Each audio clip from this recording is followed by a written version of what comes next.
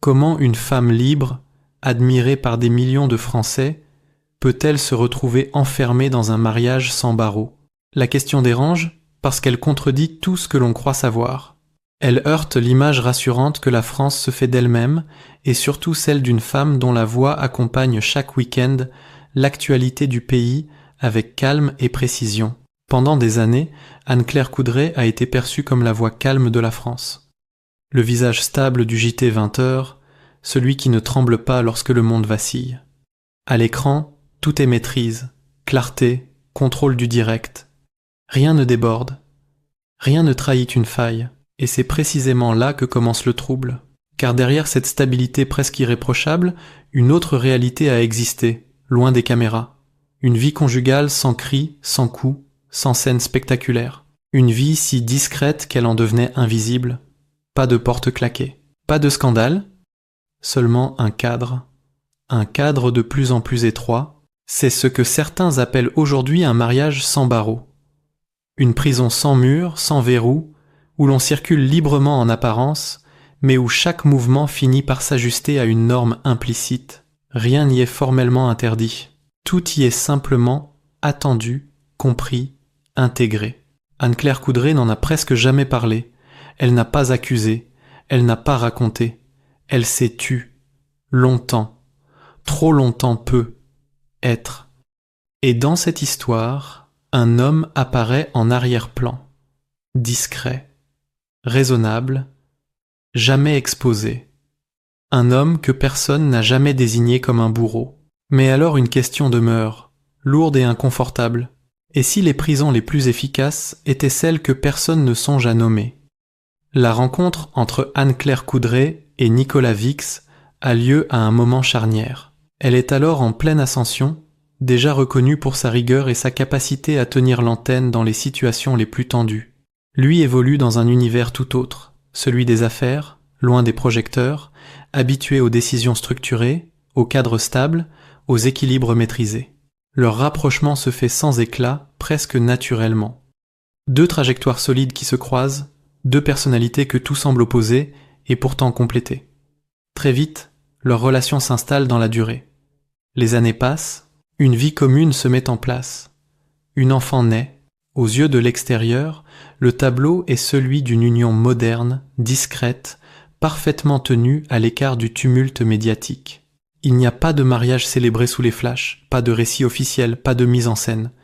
Mais il y a autre chose, une organisation. Un rythme. Un cadre de plus en plus précis. La relation gagne en stabilité, en prévisibilité, en structure. Et à mesure que cette stabilité s'installe, l'espace se redessine. Rien ne semble anormal, rien n'appelle l'alerte. Pourtant, sans bruit, une logique s'impose. Une manière de vivre où l'équilibre repose sur l'acceptation tacite de règles non dites. Une union durable, solide en apparence, mais déjà enfermée dans un fonctionnement que personne, à ce stade, ne remet en question. Peu à peu, la mécanique se met en place sans jamais se déclarer.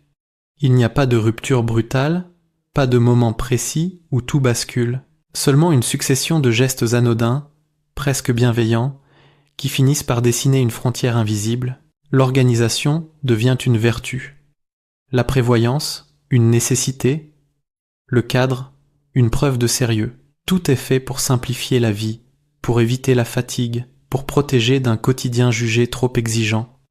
Dans cette logique, rien n'est imposé frontalement. On suggère, on anticipe, on décide parfois à la place de l'autre, au nom de l'efficacité ou de l'équilibre familial. Les choix se prennent plus vite ainsi. Les tensions sont évitées, du moins en apparence. Et parce que tout semble raisonnable, personne ne s'inquiète. Pas même celle qui s'adapte. Anne-Claire ajuste son rythme. Elle compose. Elle explique davantage ses absences. Elle renonce à certaines invitations, reporte des moments à elle, convaincue que ce sont de simples concessions temporaires. Elle ne se sent pas empêchée. Elle se sent responsable. Responsable de maintenir l'harmonie, de ne pas créer de déséquilibre, de rester à la hauteur de l'image irréprochable que l'on attend d'elle. C'est ainsi que le contrôle le plus efficace agit. Il ne s'annonce pas comme tel.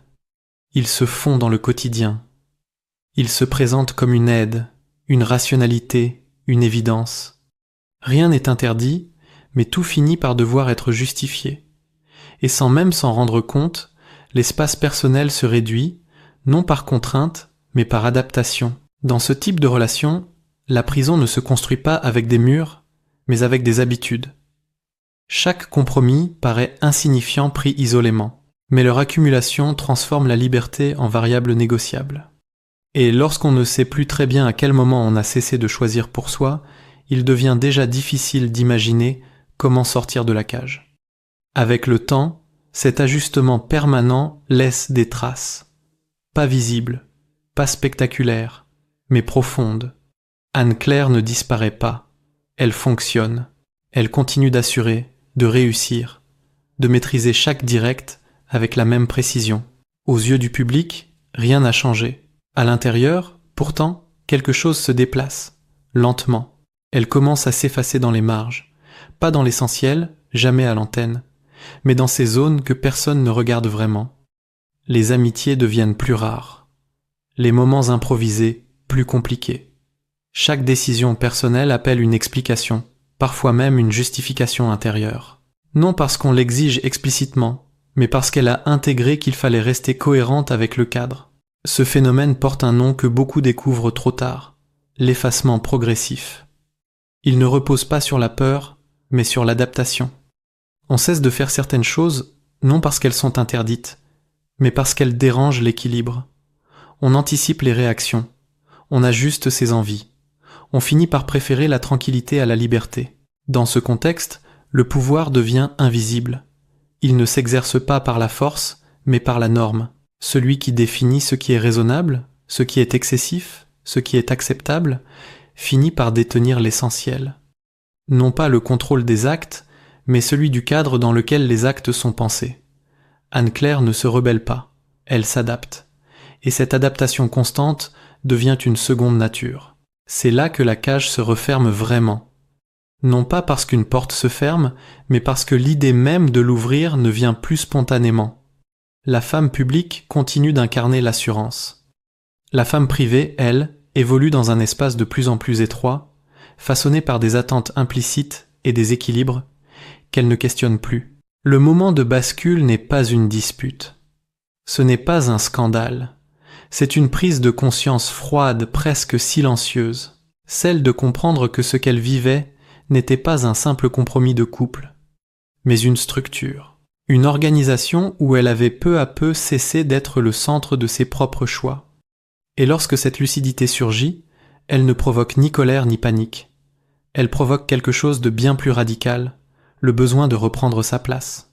C'est ainsi que commence la sortie de la cage. Sans fracas, sans accusation publique, avec une décision intérieure, intime, irréversible, celle de ne plus confondre la paix apparente avec la liberté réelle, et de reconnaître enfin que certaines prisons sont si bien construites qu'on y reste longtemps sans jamais en voir les barreaux. À partir de cette lucidité, tout change, sans que rien ne se voie immédiatement. Il n'y a pas de rupture spectaculaire, pas de déclaration publique, pas de scène décisive.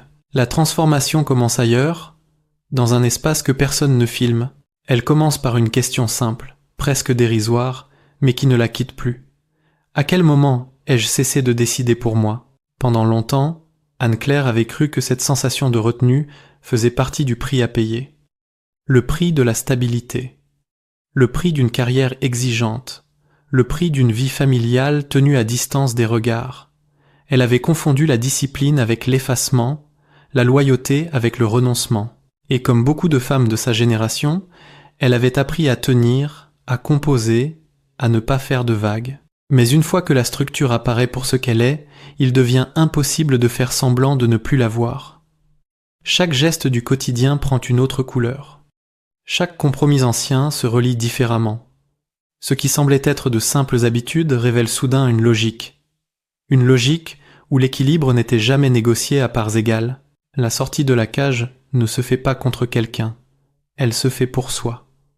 Elle commence par de petits déplacements intérieurs, reprendre un espace de silence qui n'est plus celui de la soumission, mais celui de la réflexion, réapprendre à écouter ses propres besoins sans les filtrer par le regard de l'autre, accepter que le conflit potentiel n'est pas plus dangereux que l'effacement durable. Ce processus est lent, Il demande du courage, mais surtout une forme de solitude assumée, car sortir d'une prison sans mur, c'est accepter de perdre le confort des repères anciens, c'est accepter de décevoir, de ne plus correspondre exactement à ce que l'on attendait.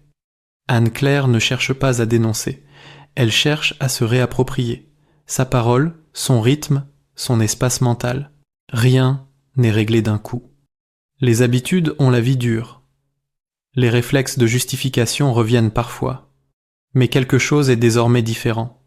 La décision ne se négocie plus intérieurement avant d'exister. Elle s'impose comme un droit retrouvé. Et ce droit, une fois reconquis, change profondément la manière d'habiter sa propre vie. Ce que révèle cette histoire dépasse largement un couple. Elle interroge un modèle, celui de relations parfaitement polies, sans violence apparente, où l'un organise pendant que l'autre s'adapte, jusqu'à ne plus très bien savoir où commence sa propre liberté. Elle rappelle que l'emprise ne porte pas toujours un visage brutal, qu'elle peut se dissimuler derrière la raison, la protection, la normalité. Aujourd'hui, Anne-Claire avance autrement, sans revendication tapageuse, sans récit accusatoire. Elle n'a pas besoin de désigner un coupable pour nommer ce qu'elle a vécu. Elle a simplement choisi de ne plus vivre dans un espace où tout était acceptable sauf l'imprévu. Et ce choix, discret mais radical, peut être le plus subversif de tous. Car la véritable question demeure, bien au-delà de son histoire personnelle, combien de femmes ont traversé une vie entière dans une prison parfaitement ordonnée, convaincues qu'il s'agissait simplement de l'ordre des choses, et combien continuent d'y rester, non par faiblesse, mais parce que personne ne leur a jamais appris à reconnaître les barreaux invisibles? C'est précisément pour cela que cette histoire dérange autant. Parce qu'elle ne parle pas d'un couple exceptionnel, ni d'un destin hors norme. Elle parle d'un mécanisme familier, presque banal, que beaucoup reconnaissent sans toujours oser le nommer. Une relation où tout semble fonctionner, où rien n'explose, où l'on ne peut montrer du doigt aucun geste clairement condamnable, mais où l'un finit par respirer moins librement que l'autre. Dans cette configuration, le silence devient une stratégie de survie.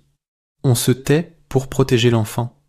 On se tait pour préserver l'équilibre. On se tait pour ne pas fragiliser une image construite au fil des années. Et plus le temps passe, plus ce silence paraît logique. Jusqu'au jour où il devient trop lourd à porter. Non pas parce qu'il fait mal, mais parce qu'il vide peu à peu de l'intérieur. Anne-Claire Coudray n'a jamais cherché à transformer cette expérience en procès. Elle n'a pas voulu réduire une relation complexe à un affrontement simpliste. Ce qu'elle met en lumière, au contraire, c'est la manière dont une femme forte, indépendante, respectée, peut se retrouver enfermée dans une structure qu'elle a elle-même contribué à maintenir par loyauté, par responsabilité, par habitude, et c'est là que la figure de l'homme discret prend une autre dimension. Non pas celle d'un monstre, mais celle d'un centre de gravité. Celui autour duquel tout s'organise, tout se rationalise, tout se justifie. Un homme qui n'a jamais eu besoin d'élever la voix pour être obéi. Un homme dont la force résidait précisément dans le fait de paraître raisonnable en toutes circonstances. Ce type de pouvoir est le plus difficile à combattre parce qu'il ne s'impose pas, il s'installe. Il se rend indispensable. Il finit par définir la norme, et lorsque la norme est acceptée, elle n'est plus perçue comme une contrainte, mais comme une évidence. C'est ainsi que la prison devient confortable. C'est ainsi qu'on cesse de chercher la sortie. En racontant cette trajectoire, sans cri ni accusation, cette histoire pose une question fondamentale à toute une génération. Celle qui a appris à tenir bon, à ne pas se plaindre, à faire passer l'équilibre avant le désir, celle pour qui le mot liberté a souvent été relégué derrière les notions de devoir et de stabilité. Peut être que la véritable libération commence là. Non pas dans la rupture spectaculaire, mais dans la capacité à nommer ce qui a longtemps été vécu comme normal. À reconnaître que certaines prisons ne ressemblent pas à des drames, mais à des vies parfaitement organisées. Et qu'il faut parfois toute une existence pour comprendre qu'une vie bien ordonnée n'est pas toujours une vie libre. Et c'est être là que réside la dimension la plus troublante de cette histoire. Elle ne se termine pas par une scène de rupture, ni par une victoire éclatante. Il n'y a pas de coupable désigné, pas de verdict final. Seulement une ligne franchie intérieurement. Une frontière invisible que l'on décide, un jour, de ne plus respecter. Anne-Claire Coudray ne revendique pas une revanche. Elle ne réclame pas réparation. Elle ne cherche même pas à être comprise de tous. Ce qu'elle reprend, patiemment, c'est autre chose, le droit de ne plus se justifier, le droit de ne plus adapter chacune de ses décisions à un cadre qui ne lui appartient plus, le droit, enfin, d'exister en dehors d'une organisation qui avait fini par décider pour elle. Dans ce type de libération, il n'y a pas d'euphorie, il y a une sobriété nouvelle, une façon différente d'habiter le silence, un silence qui n'est plus une contrainte, mais un espace, celui où la pensée n'est plus filtrée, où le choix n'est plus négocié intérieurement avant même d'être envisagé, où l'on cesse de confondre tranquillité et soumission. Cette histoire laisse derrière elle une question qui dépasse largement le cadre d'un couple ou d'un visage connu. Elle interroge une époque, une génération, une certaine idée de la réussite et de la stabilité. Combien de vies ont été construites sur des équilibres si bien réglés qu'ils ont fini par étouffer toute forme d'élan personnel? Combien de femmes ont appris à s'adapter si parfaitement qu'elles en ont oublié ce qu'elles désiraient vraiment? Il n'y a pas de morale imposée ici, seulement un constat. Les prisons les plus solides ne sont pas toujours celles que l'on voit. Elles ne font pas de bruit, elles ne laissent pas de traces visibles. Elles s'installent doucement au nom de la raison, de la protection, de l'ordre. Et c'est précisément pour cela qu'il faut parfois des années, voire une vie entière, pour comprendre qu'on y a vécu. Reconnaître ces barreaux invisibles n'est pas un aveu de faiblesse. C'est un acte de lucidité. Et parfois, cette lucidité suffit à changer le cours d'une existence.